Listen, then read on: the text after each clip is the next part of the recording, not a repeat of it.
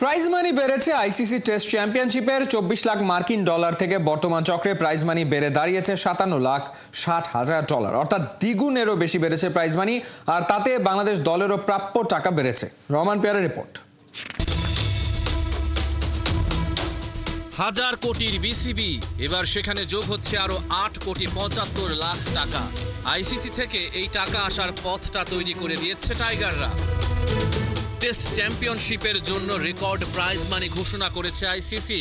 Champion দল পাচ্ছে 36 লাখ মার্কিন ডলার। আগের দুই আসরে চ্যাম্পিয়ন দলের জন্য ছিল 16 লাখ ডলার, আর রানার্স আপ দল পাবে 21 লাখ মার্কিন ডলার। 11 জুন লর্ডসে অনুষ্ঠিত হবে টেস্ট চ্যাম্পিয়নশিপের ফাইনাল খেলা। মুখোমুখি হবে সাউথ আফ্রিকা ও বর্তমান চ্যাম্পিয়ন অস্ট্রেলিয়া। আইসিসি জানিয়েছে, মূলত টেস্ট ক্রিকেটকে অগ্রাধিকার দেওয়ার প্রতিফলন এই বাড়তি প্রাইজ মানি।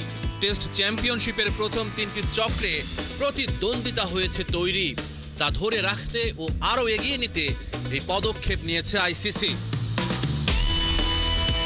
তৃতীয় হয়ে টেস্ট চ্যাম্পিয়নশিপ শেষ করে ভারত পাচ্ছে 14,40,000 মার্কিন ডলার। চতুর্থ স্থানে থাকা নিউজিল্যান্ড পাচ্ছে 12 লাখ মার্কিন ডলার।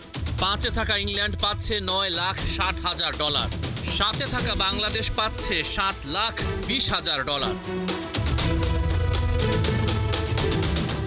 টেস্ট চ্যাম্পিয়নশিপের আগের দুই চক্রে বাংলাদেশের পারফরমেন্স খুব একটা ভালো ছিল না। 2019-21 চক্রে কোনো ম্যাচ না জিতে নবম হয়েছিল টাইগাররা। 2021-23 চক্রে একটি জয় নিয়ে আবারও তলানিতে ছিল বাংলা। তবে এবার কিছুটা উন্নতি হয়েছে।